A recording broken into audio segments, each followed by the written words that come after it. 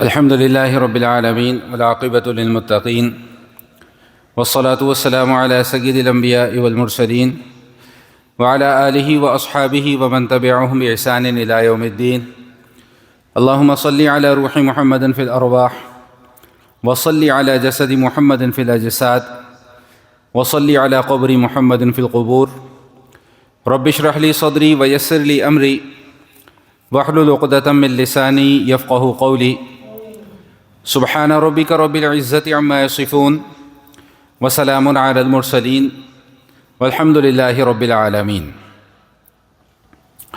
گزشتہ نشست میں اس عنوان پر گفتگو مکمل کی گئی تھی کہ قرآن کریم میں اللہ جل شانہ نے حضور علیہ الصلاۃ والسلام کو یہ بات ارشاد فرما دی کہ سنقرئک فلا تنسى الا ما شاء اللہ، کہ یہ قرآن کریم ہم آپ کو یاد کروائیں گے اور اس طریقے پہ یاد کروائیں گے کہ آپ اس کو بھول نہیں سکیں گے. الا ما شاء اللہ، سوائے اس کے جو اللہ چاہے. اس کی تفسیر میں نے گزشتہ نشست میں آپ حضرات کی خدمت میں عرض کر دی تھی. اور دوسری بات یہ ارشاد فرمائی کہ آپ کے ذمے نصیحت کرنا ہے. اب جو نصیحت حاصل کر لے گا وہ فائدے میں رہے گا، اور جو نصیحت حاصل نہیں کر سکے گا وہ نقصان اٹھائے گا. اگلی صورت میں بھی اس مضمون کے متعلق کچھ بات آ رہی ہے. انشاءاللہ باقی جو تھوڑی گفتگو ہے وہ میں وہاں پر عرض کروں گا. جو آپ سے وعدہ کیا تھا کہ ایک آخری مضمون اس سورۃ الاعلیٰ میں بڑا اہم جو بیان کیا گیا، اس حوالے سے انشاءاللہ تھوڑی سی بات ہوگی.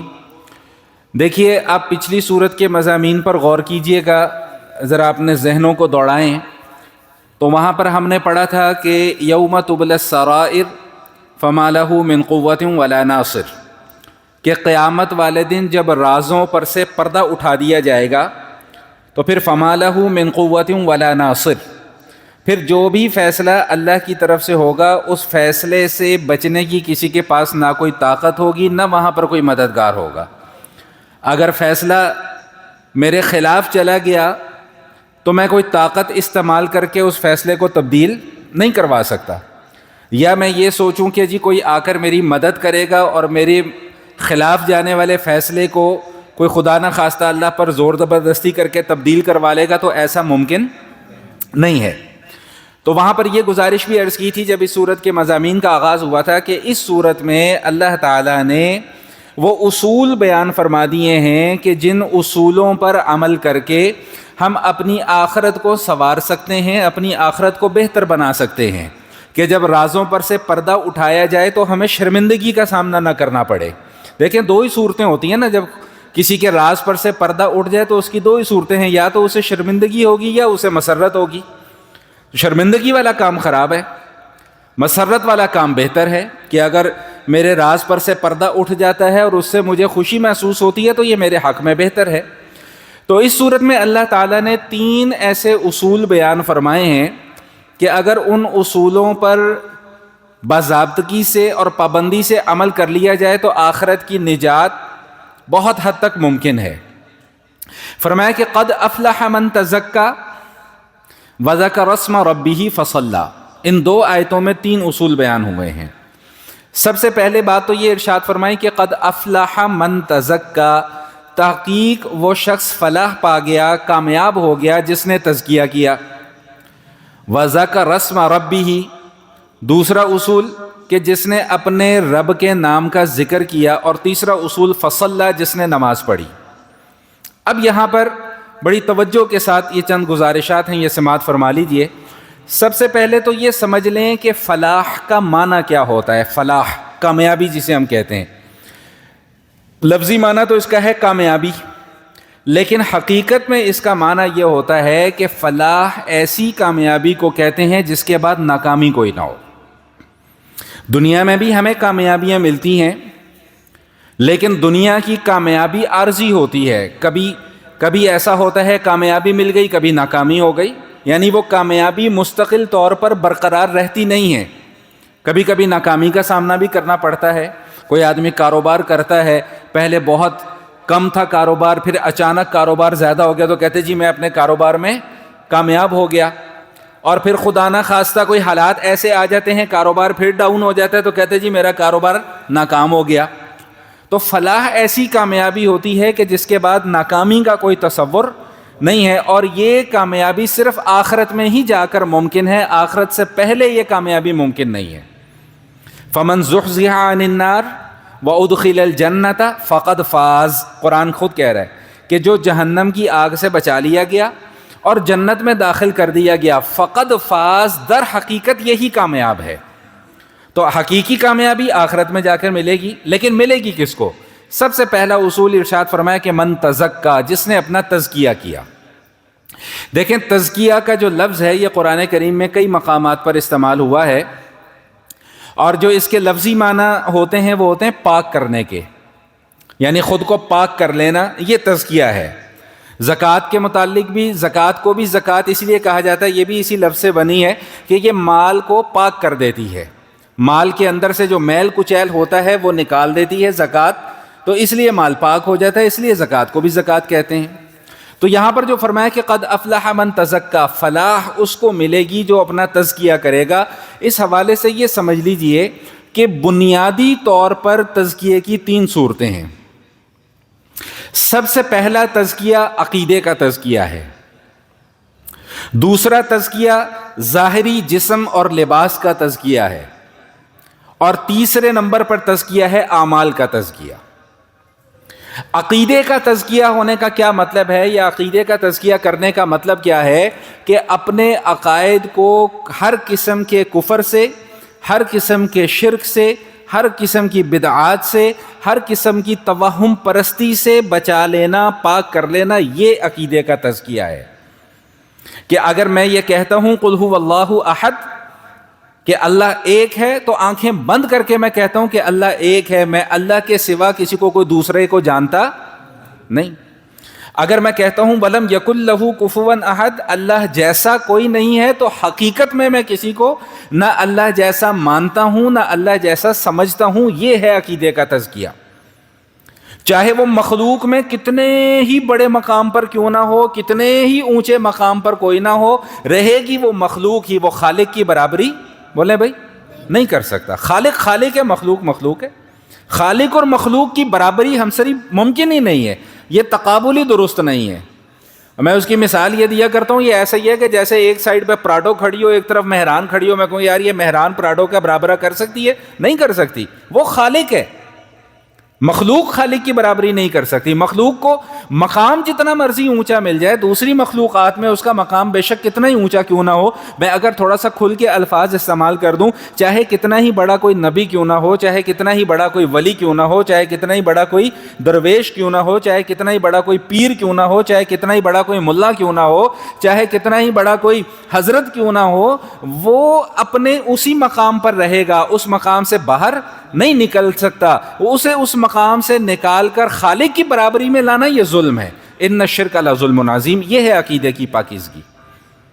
میرا عقیدہ بالکل ہر حوالے سے صاف ہو کہ میرے دل اور دماغ کے اندر کسی قسم کا کوئی وہم نہ ہو، توہم پرستی نہ ہو، جیسا کہ ہمارے معاشرے کے اندر رائج ہے بہت ساری چیزیں۔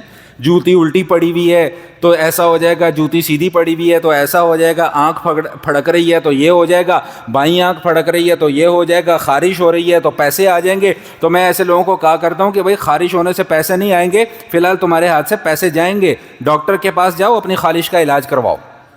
یہ توہم پرستی ہیں۔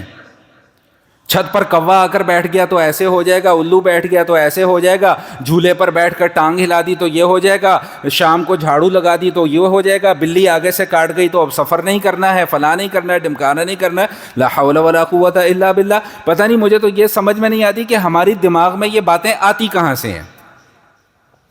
تو بات کیا چل رہی ہے؟ قد افلح من تزکا۔ تزکا، تزکیہ کیا ہے؟ عقیدے کا تزکیہ، کہ عقیدہ کفر سے پاک ہو، عقیدہ شرک سے پاک ہو، عقیدہ بدعت سے پاک ہو، عقیدہ رسم و رواج سے پاک ہو، عقیدہ توہم پرستی سے پاک ہو، پھر جا کر یہ کہا جا سکتا ہے کہ یہ بندہ توحید کے اوپر جمع ہوا ہے۔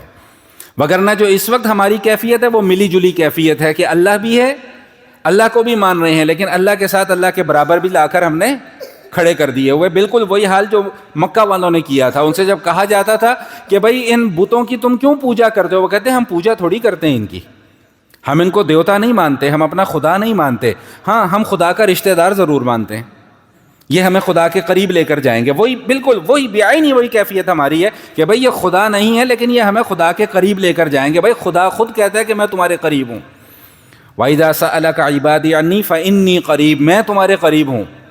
نَحْنُ أَقْرَبُ إِلَيْهِ مِنْ حَبْلِ الْوَرِيدِ، ہم تمہاری شہرک سے بھی زیادہ قریب ہیں، یہ اللہ کا قرآن کہہ رہا ہے۔ تو بہرحال بات کیا چل رہی ہے؟ قد افلح من تزکا، بھئی کامیاب کون ہوگا جو اپنے آپ کا، اپنے نفس کا کیا کرے گا؟ بھئی تزکیہ کرے گا، اور تزکیے میں سب سے پہلی بات کیا ہے؟ جو اپنے عقیدے کو پاک کرے گا وہ کامیاب ہوگا، جس کے عقیدے کے اندر گڑبڑ ہو گئی وہ کامیاب نہیں ہو سکے گا۔ دوسری عقیدے کی جو وہ تزکیے کی جو صورت ہے وہ آپ اپنا ظاہری جسم اور لباس کا پاک اور صاف ہونا۔ اور یاد رکھیے گا کہ شریعت نے اس حوالے سے بڑی واضح تعلیمات کو بیان فرما دیا ہے۔ سورۃ المدثر میں بھی ہم پڑھ کر آ چکے ہیں کہ وہاں پہ اللہ تعالیٰ نے نبی کریم علیہ الصلاۃ والتسلیم کو حکم دیا کہ وَثِيَابَكَ فَطَهِّرْ، اپنے کپڑوں کو پاک کیجئے۔ اور وہ بڑی مشہور حدیث آپ سب نے سنی بھی ہے، یاد بھی ہوگی، الطہور شطر الایمان، جس کا ترجمہ ہمارے یہاں کیا جاتا ہے کہ صفائی نصف ایمان ہے۔ بھائی صفائی نہیں، پاکی۔ طہارت کا مطلب پاکی حاصل کرنا ہوتا ہے، صفائی نہیں ہوتا۔ صفائی اور چیز ہوتی ہے، طہارت اور چیز ہوتی ہے، اس فرق کو سمجھ لیں۔ صفائی کے لیے جو لفظ استعمال ہوتا ہے وہ نظافت استعمال ہوتا ہے، اور پاکی کے لیے جو لفظ استعمال ہوتا ہے وہ طہارت استعمال ہوتا ہے۔ تو طہارت پاکی کو کہتے ہیں۔ تو فرمایا کہ الطہور شطر الایمان، پاکی جو ہے وہ نصف ایمان ہے۔ اور ایک حدیث میں اللہ کے نبی صلی اللہ علیہ وآلہ وسلم ارشاد فرماتے ہیں کہ اللہ تعالیٰ خود بھی پاک صاف ہیں اور پاکی اور صفائی کو پسند فرماتے ہیں۔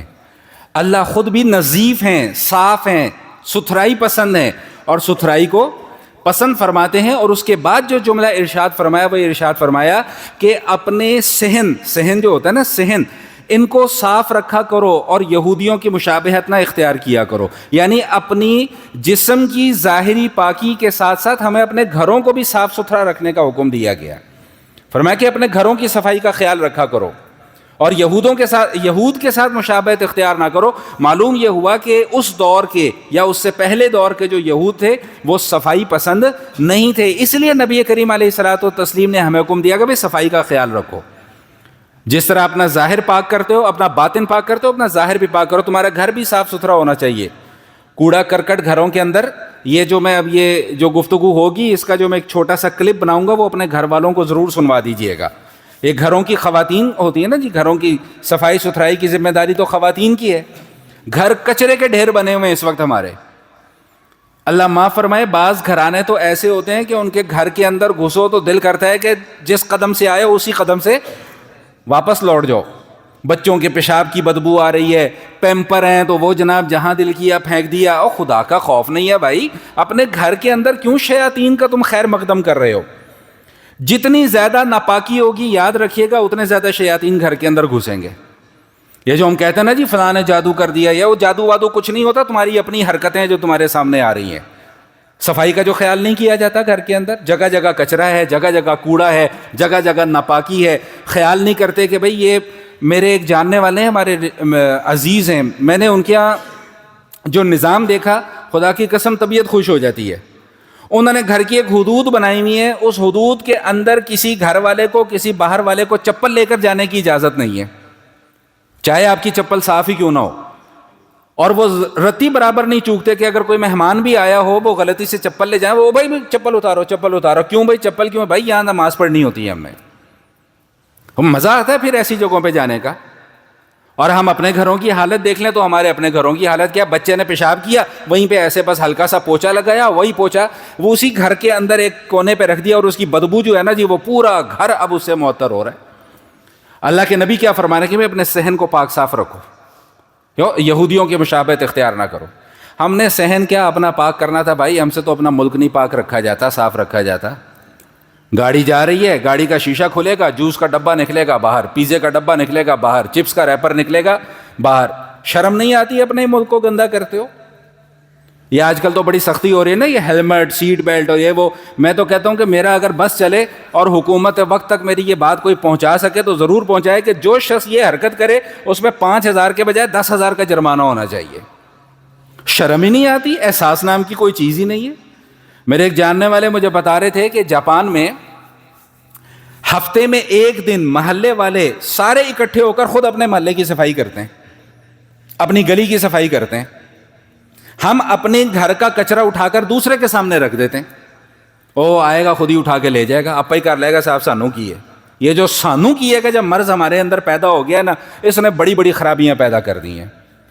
اس سیلاب کے دنوں میں سوشل میڈیا تو آپ سب بھی استعمال کرتے ہیں۔ سیلاب کے دنوں میں ایک جگہ کی ویڈیو میں نے دیکھی، میری نظر سے گزری کہ وہ نیچے پانی بہ رہا ہے، گلی کے اندر نا پانی کھڑا ہوا ہے، تو اوپر جو صاحب مکان ہیں جو اوپر والی منزل میں رہ رہے ہیں، ان کے گھر کا کوڑا تھا، پھینکنے کی کوئی جگہ نہیں تھی، انہوں نے وہیں پانی کے اندر پھینک دیا۔ اب وہ جائے گا کسی نالی میں پھنس جائے گا اور وہ پانی نکلنے کے بجائے مزید کھڑا رہے گا۔ تو یہ تو ہماری حالت ہے، ہم نے دوسروں کو کیا کوسنا ہے؟ یہ میرے نبی، آپ کے نبی، ہمارے نبی ہمیں تعلیم دے رہے ہیں کہ اپنا گھر صاف رکھو۔ ہم دوسروں سے مثالیں لے رہے ہیں کہ جی فلاں ایسے صاف رکھتا ہے، فلاں ایسے صاف رکھتا ہے۔ بھائی تمہارے نبی نے تمہیں بتلایا ہے کہ تم اپنا گھر صاف رکھو۔ تو بہرحال بات بڑی لمبی ہو رہی ہے، میں اتنی دور لے جانا نہیں چاہ رہا تھا۔ تو اللہ کے نبی صلی اللہ علیہ وسلم بات کیا چل رہی کہ بھائی تزکیہ، بھائی تزکیہ جسم اور لباس کا بھی ہے۔ حضور علیہ الصلوۃ والسلام فرماتے ہیں کہ طیبوا افواہکم بالسواک، اپنے منہ جو ہے نا ان کو مسواک سے صاف کیا کرو۔ کیوں؟ فإنہا طرق القرآن، اس لیے کہ قرآن تمہارے منہ سے نکلتا ہے۔ جب قرآن کی تلاوت کرتے ہو تو قرآن تمہارے منہ سے نکلتا ہے، تو منہ تمہارا صاف ہونا چاہیے۔ اور ویسے بھی معاشرتی طور پہ دیکھا جائے تو منہ صاف نہ ہو، دانت پیلے ہوئے ہوں، منہ سے بو آ رہی ہو، کوئی آپ کے ساتھ بیٹھنا پسند نہیں کرے گا۔ ہماری شریعت تو اتنی پاک صاف ہے۔ میں ہمیشہ ایک جملہ یہ عرض کیا کرتا ہوں کہ شریعت کا جو بنیادی مزاج ہے نا وہ سمجھیں۔ شریعت کا بنیادی مزاج یہ ہے کہ مجھ سے، میری ذات سے، میری زبان سے، میری آنکھ سے، میرے کان سے، میرے ہاتھ سے، میرے پاؤں سے کسی دوسرے کو کوئی تکلیف نہیں پہنچنی چاہیے، بس۔ شاید آپ کو یاد ہو، میں نے ابھی گزشتہ جمعے یا اس سے گزشتہ جمعے میں یہ مسئلہ عرض کیا تھا کہ یہ جو جرابیں، بدبو والی جرابیں ہم پہن کے مسجد میں آ جاتے ہیں، کتنی تکلیف کا سبب بنتا ہے۔ یہ گھر میں بھی تکلیف کا سبب ہے، باہر بھی تکلیف کا سبب ہے۔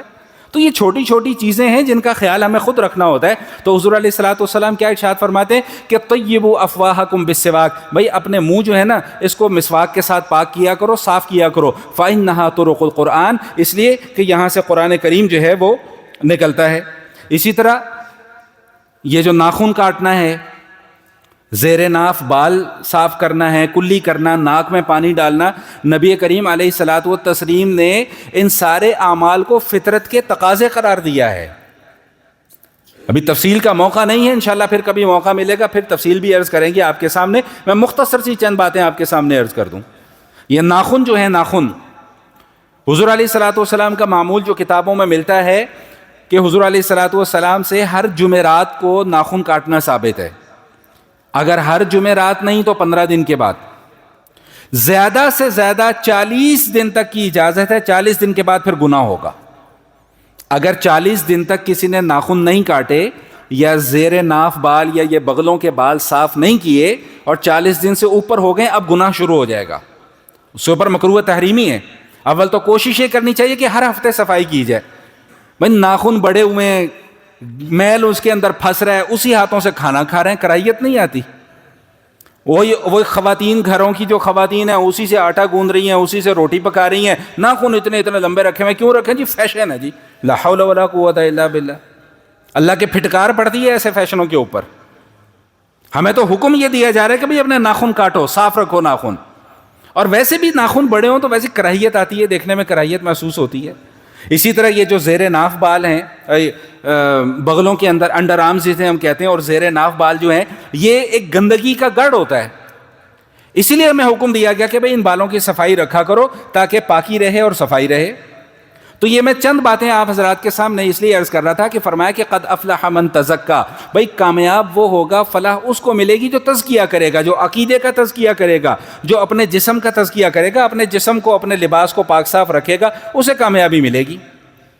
اور تیسری قسم کا تزکیہ کیا ہے؟ بھئی اعمال کا تزکیہ ہے۔ بھئی اعمال کے تزکیے کا کیا مطلب ہے؟ کہ برے اعمال سے اپنے آپ کو بچا لیا جائے اور نیک اعمال بھی وہی کیے جائیں جو سنت کے مطابق ہوں۔ ہر نیکی نیکی، ہر اچھا کام نیکی بولیں بھائی نہیں ہوتا۔ کب تک؟ جب تک کہ وہ نبی کریم علیہ الصلوۃ والتسلیم کے طریقے کے کتنا ہی اچھا کیوں نہ عمل ہو، دیکھنے میں کتنا ہی اچھا عمل کیوں نہ ہو، بڑا مجمع لگا ہوا ہے جی، لوگ کر رہے ہیں اعمال کر رہے ہیں نیک، لیکن وہ اعمال نبی پاک صلی اللہ علیہ وسلم کے طریقوں سے ہٹ کر ہیں تو وہ ظاہری طور پہ تو وہ اچھے اعمال ہیں، لیکن آپ اس پر نیکی کا فتویٰ نہیں لگا سکتے۔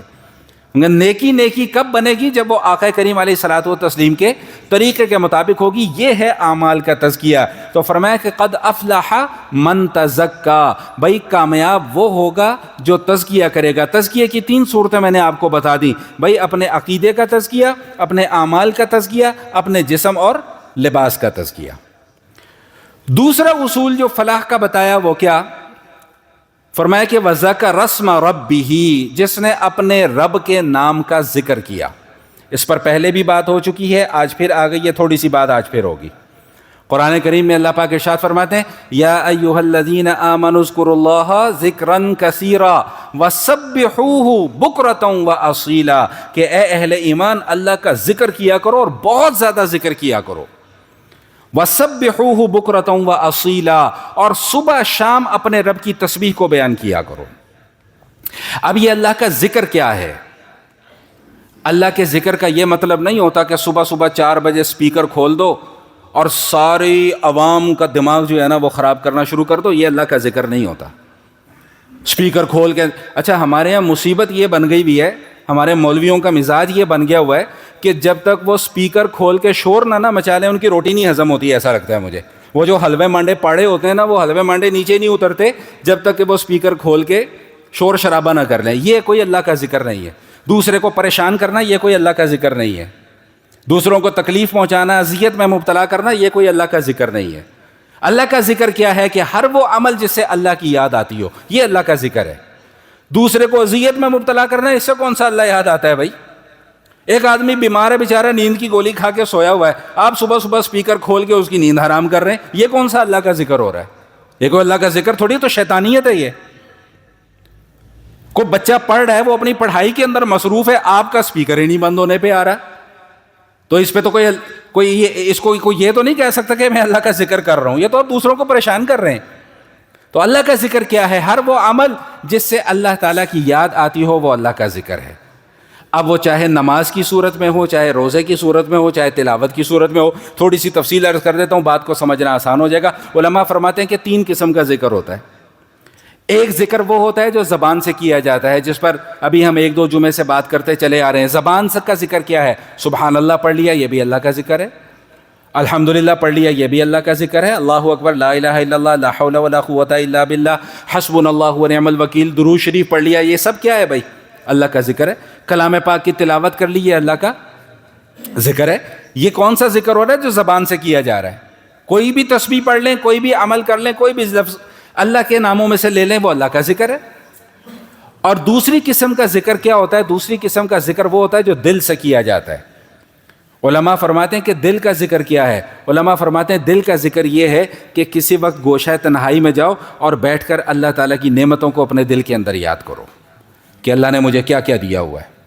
اللہ نے میری آنکھیں سلامت رکھی ہیں، اللہ نے میری زبان سلامت رکھی ہے، اللہ نے میرے کان سلامت رکھے ہیں، میرے ہاتھ سلامت ہے، میری ٹانگیں سلامت ہیں، میں چل سکتا ہوں، پھر سکتا ہوں، اٹھ سکتا ہوں، بیٹھ سکتا ہوں، سو سکتا ہوں، کھا سکتا ہوں، پی سکتا ہوں، رشتہ داروں سے ملاقات کر سکتا ہوں، دوستوں کے پاس آ جا سکتا ہوں، میرے پاس سواری ہے، میرے پاس گھر ہے، میری بیوی ہے، بچے ہیں، میری ماں ہے، میرا باپ ہے، میری بھائی ہے، میرے بہن ہے۔ یہ ساری اللہ کی نعمتیں ہیں۔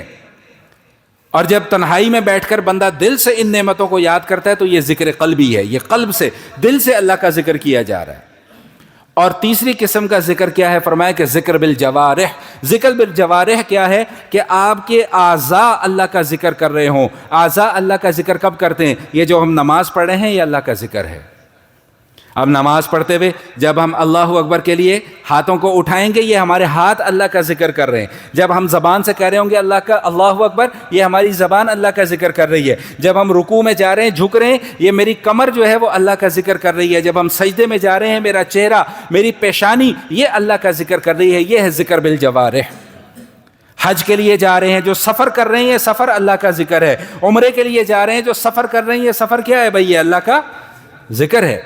خانہ کعبہ کو جا کر دیکھا، زیارت ہوئی ہے، یہ اللہ کا ذکر ہے، آنکھیں اللہ کا ذکر کر رہی ہیں۔ نبی پاک صلی اللہ علیہ وسلم کے روضہ مبارک کی زیارت ہو جاتی ہے، یہ آنکھیں اللہ کو یاد کر رہی ہیں، اللہ کا ذکر کر رہی ہیں۔ تو کیا فرمایا کہ بھائی یا ایھا الذین آمنوا اذکروا اللہ ذکرا کثیرا، بھائی بہت زیادہ کثرت کے ساتھ اللہ کا ذکر کیا کرو۔ مختصر سی 2-3 باتیں آپ کو بتلا دوں، پھر بات کو آگے لے کے چلتے ہیں۔ مشہور حدیث ہے، آپ حضرات نے کئی مرتبہ پڑھی بھی ہے، سنی بھی ہے، کہ بھائی وضو کرنے کے بعد جو شخص کلمہ شہادت پڑھتا ہے، سب مل کر پڑھیں، اشہد ان لا الہ الا اللہ و اشہد ان محمدا عبدہ و رسولہ، جنت کے 8 دروازے اس کے لیے کھول دیے جاتے ہیں۔ یہ اللہ کا ذکر ہے۔ وضو بھی عبادت، اور وضو کے بعد پھر کیا ہے بھائی؟ اللہ کا۔ اچھا، اب اس میں تذکرہ آتا ہے آسمان کی طرف دیکھنے کا۔ اب لوگ آسمان تلاش کر رہے ہوتے ہیں، آسمان کا ہے، آسمان کا ہے، آسمان نظر آ جائے۔ بھائی آسمان کا مطلب یہ ہے کہ بس اوپر دیکھ کے پڑھ لو، اور یہ انگلی اٹھانا بھی ساتھ ضروری؟ بولے بھائی، میں نے ابھی کیا بتایا کہ کوئی بھی نیک عمل کب نیک بنتا ہے؟ جب وہ سنت کے، بولے بھائی، موافق ہو اور سنت کے مطابق ہو۔ یہ انگلی اٹھانا اور وضو کر کے تو وہاں سے نکل کے پھر صحن میں آنا، پھر آسمان ڈھونڈنا، پھر آسمان نظر آئے تو پھر بھائی ایسا کچھ نہیں ہے، بس اوپر کی طرف دیکھ کے پڑھنا ہے، وہ اسے سب نظر آ رہا ہے۔ اگر ہمارے اوپر چھت بھی ہے نا، وہ ہمیں پھر بھی، بولے بھائی، دیکھ رہا ہے۔ تو آسمان کی طرف نگاہ کرنے کا مطلب ہے کہ بس اپنا سر اوپر کرو اور کلمہ پڑھ لو۔ تو بہرحال میں بتا کیا رہا تھا کہ بھائی یہ اللہ کا ذکر ہے۔ وضو کیا، وضو کرنے کے بعد دوسرا کلمہ پڑھ لیا، ہمارے یہاں اس کو دوسرا کلمہ کہتے ہیں، لیکن یہ دوسرا، پہلا، تیسرا، چوتھا، چھٹا، ان کی کوئی حدیث کے اندر کوئی ان کا تذکرہ موجود نہیں ہے۔ ہاں یہ دعائیں ہیں، ہم نے آسانی کے لیے ان کو ذرا تقسیم کر دیا۔ ہم ہر جگہ پر آسانی تلاش کرنے کے چکر میں رہتے ہیں نا، تو یہ اصل میں یہ کلمہ شہادت ہے۔ جب بھی کوئی پوچھے بھائی کلمہ شہادت کیا ہوتا ہے، تو اشہد ان لا الہ الا اللہ و اشہد ان محمد رسول اللہ کے الفاظ بھی ہیں، و اشہد ان محمدا عبدہ و رسولہ کے بھی الفاظ ہیں، سارے مختلف قسم کے الفاظ احادیث کے اندر موجود ہیں۔ اسی طرح ایک ذکر اور آپ کو بتاتا ہوں، انشاءاللہ کل سے اس کا معمول بنائیں فجر کے بعد۔ فرمایا نبی کریم علیہ الصلوۃ والتسلیم نے کہ جو شخص 100 مرتبہ، کوشش کریں فجر کے بعد، ویسے دن میں کبھی بھی موقع مل جائے تو پڑھ لیں، 100 مرتبہ، کوئی مشکل نہیں ہے، آپ سب کو یاد ہے، لا الہ الا اللہ وحدہ لا شریک لہ، لہ الملک ولہ الحمد وہو علی کل شیء قدیر۔ اس کو ہمارے ہاں کون سا کلمہ کہتے ہیں؟ چوتھا کلمہ کہتے ہیں۔ ٹھیک، تو میں نے آپ کو بتا دیا کہ یہ پہلا، دوسرا، تیسرا، چوتھا، پانچواں، چھٹا، ان کی کوئی حدیث کے اندر کوئی ان کا تذکرہ موجود نہیں ہے۔ ہاں یہ دعائیں مذکور ہیں۔ تو اللہ کے نبی صلی اللہ علیہ وسلم فرماتے کہ بھائی 100 مرتبہ جس شخص نے دن میں ان کلمات کو پڑھ لیا، اب اس کو اجر کتنا مل رہا ہے؟ اس کو اجر مل رہا ہے، فرمایا کہ 10 غلام آزاد کرنے کا ثواب ملے گا، 100 نیکیاں اس کے نامہ اعمال میں لکھ دی جائیں گی، 100 صغیرہ گناہ اس کے نامہ اعمال سے مٹا دیے جائیں گے، اور صبح کو پڑھ لے گا تو صبح سے لے کر شام تک شیطان کے اثرات سے محفوظ رہے گا۔ اور علماء فرماتے ہیں کہ اگر کسی شخص کو یہ خدشہ ہونا کہ اس پر جادو کیا گیا ہے، اول تو بھائی ہوتا کچھ نہیں ہے، یہ میں آپ کو بتا رہا ہوں۔ کل بھی بات ہو رہی تھی، بلکہ آج صبح ہی بزرگوں سے بات ہو رہی تھی، میں ان کو بھی یہ سمجھا رہا تھا کہ جادو ہوتا ہے، کرتے بھی ہیں لوگ، کرواتے بھی ہیں، اثرات بھی ہوتے ہیں، لیکن اتنا نہیں جتنا ہمارے یہاں مشہور ہو چکا ہوا ہے۔ کسی کے بھی سر میں درد ہوگی نا، لگتا ہے میری ننان نے میرے تو کچھ کرا دیتا ہے، میری پرجائی جڑی ہے نا، وہ لگتا ہے وہ میری دشمن بنی ہوئی ہے، بس وہ تانے بانے بنتے رہیں گے، ایک دوسرے سے بدگمان ہوتے رہیں گے، ایک دوسرے کے خلاف زہر اگلتے رہیں گے، دشمنیاں دل کے اندر پالتے رہیں گے، حقیقت میں کچھ بھی نہیں ہوتا۔ میرے پاس کئی مرتبہ لوگ آتے ہیں، میں نے اب معذرت کر لی کہ بھائی ان معاملات میں اپنا میرے پاس نہ آیا کرو، لیکن پھر بھی لوگ آتے رہتے ہیں، تو چلو ہمیں جو تھوڑا بہت بزرگوں کے واسطے سے جو علم ملا ہے وہ ہم لوگوں کو بتا دیتے ہیں، لوگوں کو فائدہ ہو جاتا ہے، دعائیں دیتے ہیں، چلو ہمارا کام چلتا رہتا ہے۔ بھائی دعائیں دیتے ہیں صرف، ہاں یہ والی دعائیں نہیں، یہ والی دعائیں، ہاں بتا کہو مولوی صاحب بھی دعا والے، بھائی ہم الحمدللہ یہ والی دعائیں نہیں دیتے، اللہ کا شکر ہے الحمدللہ۔ اچھا، تو دعائیں دیتے ہیں لوگ، فائدہ ہو جاتا ہے لوگوں کا، شکر ہے، کام چل پڑتا ہے۔ تو میرے پاس جب بھی کوئی آتا ہے نا، میرے پاس، او جی میرا سر کا درد نہیں ٹھیک ہو رہا، لگ رہا ہے مجھ پہ کسی نے کچھ کروا دیا ہے، تو میں پہلا جواب اس کو دیتا ہوں کہ ڈاکٹر کے پاس جاؤ، جا کر بلڈ پریشر چیک کرواؤ، ہو سکتا ہے تمہارا بی پی ہائی ہو رہا ہو۔ ابھی کچھ دن پہلے خاتون آ گئی چھوٹا سا بچہ لے کے، وہ جی بچہ رونا ہی نہیں بند کر رہا، میں نے کہا ڈاکٹر کے پاس گئے ہو؟ نہیں لگتا ہے تو کوئی پرچھائی ہو گئی ہے۔ لا حول ولا قوت الا، مطلب مفت میں بلا وجہ ہم نے ایک دوسرے کے اوپر جو ہے نا جی وہ بس الزام تراشیاں اور بہتان۔ تو بہرحال بات لمبی ہو رہی ہے، تو بھائی یہ دعا یاد کر لیں، یہ دعا صبح کے وقت میں پڑھ لیا کریں، انشاءاللہ ثم انشاءاللہ اللہ پاک جو ہے نا وہ شیاطین کے اثرات سے محفوظ فرمائیں گے۔ واپس اپنے مضمون کی طرف آ رہا ہوں۔ فلاح کے 3 اصول بیان فرمائے اللہ تعالیٰ نے۔ قد افلح من تزکا وذکر اسم ربہ، بھائی پہلا اصول کیا ہے؟ جس نے اپنے نفس کا کیا کر لیا بھائی؟ تزکیہ کر لیا۔ دوسرا اصول کیا ہے؟ جس نے اپنے رب کے نام کا کیا کیا بھائی؟ ذکر کیا۔ اور تیسرا اصول کیا ہے؟ تیسرا اصول کیا ہے؟ فرمایا فصلی، جس نے نماز کی پابندی کی۔ بھائی اس پر مجھے کوئی لمبی چوڑی تقریر کرنے کی ضرورت ہے؟ نماز کے متعلق کوئی لمبی چوڑی تقریر کرنے کی؟ اللہ کے نبی صلی اللہ علیہ وآلہ وسلم ارشاد فرماتے ہیں کہ بندے کے درمیان میں اور مسلمان کے درمیان میں اور کافر کے درمیان میں فرق کرنے والی اگر کوئی چیز ہے تو وہ نماز ہے۔ پتہ کیسے لگے گا کہ یہ بندہ مسلمان ہے، یہ بندہ کافر ہے؟ جو بندہ مسجد میں آ رہا ہے وہ مسلمان ہے، جو مسجد میں نہیں آ رہا اس کا کچھ پتہ نہیں کہ اس کا کھاتا کہاں لکھا جا رہا ہے۔ اللہ کے نبی صلی اللہ علیہ وآلہ وسلم ارشاد فرماتے ہیں کہ قیامت میں سب سے پہلا حساب نماز کا ہوگا، سب سے پہلا حساب نماز کا۔ اب سنیں ذرا، میں اس حدیث کی تھوڑی سی تشریح آپ کے سامنے کر دوں۔ فرمایا کہ اگر نماز صحیح نکل آئی تو باقی معاملات بھی کیا ہو جائیں گے بھائی؟ ٹھیک ہو جائیں گے۔ اور اگر نماز کے اندر خرابی نکل آئی تو باقی معاملات بھی۔ یہ تو اس شخص کا حال ہے جو نماز پڑھتا ہے، سمجھیں؟ یہ اس شخص کا حال ہے جو نماز پڑھتا ہے، اس سے سب سے پہلے نماز کا حساب ہو رہا ہے کہ بھائی صحیح نماز پڑھی ہے کہ نہیں پڑھی ہے۔ اور جو نماز پڑھتا ہی نہیں ہے وہ اپنا حساب دینے کے لیے کیا پیش کرے گا؟ بھائی نہیں پلے پڑھ رہی بات، پڑھ رہی ہے پلے بات تو زبان سے بولے نا کہ جی سمجھ میں آ رہی ہے بات، تاکہ مجھے بھی کچھ آسرا ہو جائے کہ ہاں بھائی جاگ رہے ہیں سارے کے سارے۔ بھائی کیا سمجھے کہ بھائی سب سے پہلا حساب کس کا ہے؟ نماز کا۔ تو یہ کس کے لیے؟ جو نماز پڑھ رہا ہے، اس کا سب سے پہلا حساب نماز کا ہو رہا ہے کہ بھائی نماز ٹھیک ہے کہ نہیں ہے۔ کیوں؟ یہی حدیث ہمیں بتا رہی ہے آگے جا کے کہ اگر فرائض کے اندر کچھ کمی نکلے گی تو کس سے پوری جائے گی؟ سنتوں سے اور نوافل سے پوری کی جائے گی۔ آج کچھ بے شرم بے حیا قسم کے لوگ کہتے ہیں کہ جو سنت نماز تو فالتو نماز ہوتی ہے، نعوذ باللہ۔ میں اس موضوع پر پہلے بھی کئی مرتبہ بات کر چکا ہوں۔ وہ یوٹیوب میں ایک کھڈ میں بیٹھ کے یوٹیوب کے لیے چینل بنا لیا، کیمرہ سامنے لگا دیا، جو سنت تو نعوذ باللہ فالتو نماز ہوتی ہے، لا حول ولا قوت الا باللہ۔ تو بھائی سنتوں سے کمی پوری کی جائے گی کس کی؟ فرائض کی۔ اگر اس کے اندر کوئی کمی کوتاہی ہوگی تو یہ کس کا حساب ہو رہا ہے؟ جو نماز پڑھ رہا ہے۔ جو نماز پڑھ ہی نہیں رہا وہ کس چیز کا حساب دے گا؟ تو تزکیے کا تیسرا اصول کیا بیان فرمایا کہ بھائی جو یہ 3 کام کر لے، بھائی اپنے نفس کا تزکیہ کر لے۔ فلاح کے 3 اصول، جو اپنے نفس کا تزکیہ کر لے، اپنے رب کے نام کا کیا کر لے بھائی؟ ذکر کر لے، اور تیسرے نمبر پر بھائی نماز کی پابندی کر لے۔ بھائی نماز کیا ہے؟ نماز کیا ہے؟ نماز اس چیز کا نام نہیں ہے، محسوس نہ کیجئے گا، الفاظ شاید میرے تھوڑے سے سخت ہو جائیں۔ نماز اس چیز کا نام نہیں ہے کہ اذان ہوئی، گھر میں وضو کیا، گھر میں مصلی بچھایا، گھر میں ہی نماز پڑھ لی۔ یہ نماز نہیں ہے۔ ہاں کوئی خدا نہ خواستہ بیماری ہے، کوئی بہت شدید قسم کی مجبوری ہے، چلو پھر تو کوئی عذر تلاش کیا جا سکتا ہے، لیکن ایک تندرست آدمی، ایک تندرست انسان، ایک صحت مند آدمی، ایک جوان ہٹا کٹا، اس کے لیے یہ جائز ہی نہیں ہے کہ وہ اپنے گھر میں بیٹھ کر نماز پڑھے۔ نماز کب کہلائے گی؟ نماز تب کہلائے گی جب قاری ابرار صاحب کہیں گے اللہ اکبر اللہ اکبر اللہ اکبر اللہ اکبر۔ آپ نے اپنے گھر میں ان کی آواز سنی، آپ نے وضو کیا، وضو کر کے چل کے گھر مسجد تک آئے، مسجد میں آ کر پھر آپ نے محمد عمیر کاشف کی اقتداء میں نماز پڑھی۔ بھائی میں اپنی اس علاقے کے لوگوں کی بات کر رہا ہوں، ہر جگہ کی بات نہیں کر رہا۔ آپ اپنے امام کے پیچھے جا کر نماز پڑھیں۔ تو بھائی یہ نماز اصل نماز کہلائے گی کہ بھائی امام کی اقتداء میں جماعت کے ساتھ مسجد میں آ کر جو نماز پڑھی جاتی ہے نا وہ اصل نماز ہے۔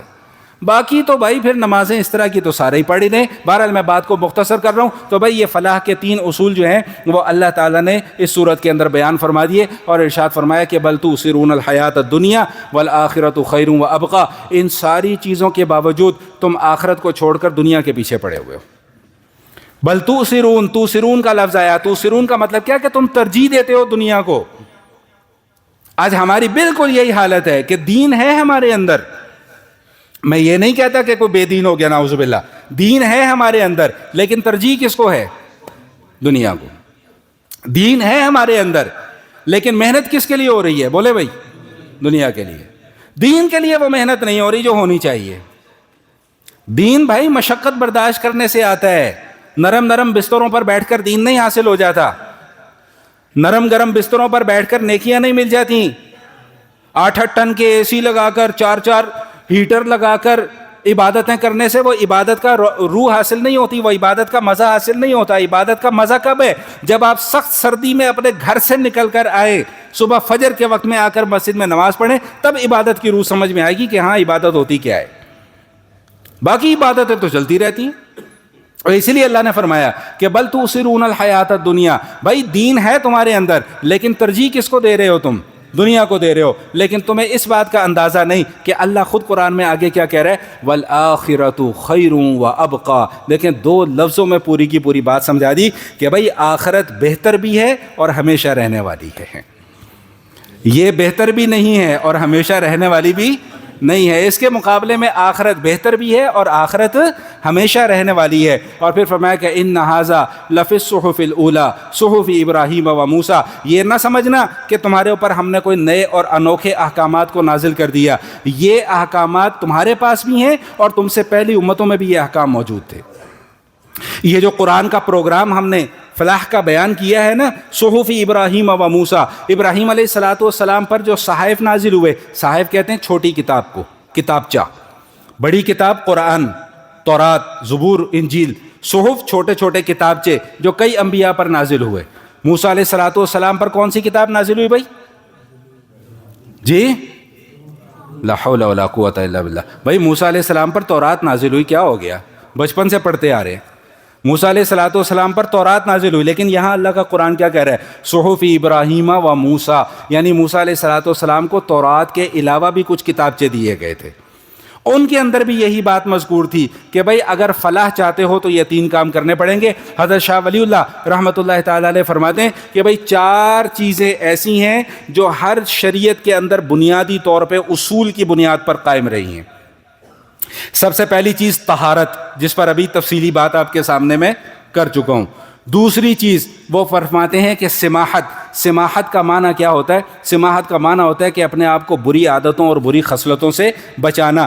تیسری چیز وہ فرماتے ہیں کہ اباحت. اباحت کا معنی ہوتا ہے خشوع اور خضوع کو اختیار کرنا. اور فرماتے ہیں چوتھی چیز عدالت, یعنی عدل اور انصاف کے اوپر قائم رہنا. یہ 4 اصول ایسے ہیں جو ہر شریعت کے اندر پائے گئے ہیں. اس عنوان کے ساتھ سورۃ الاعلیٰ, سبح اسم ربک الاعلیٰ, یہ سورت مکمل ہو جاتی ہے.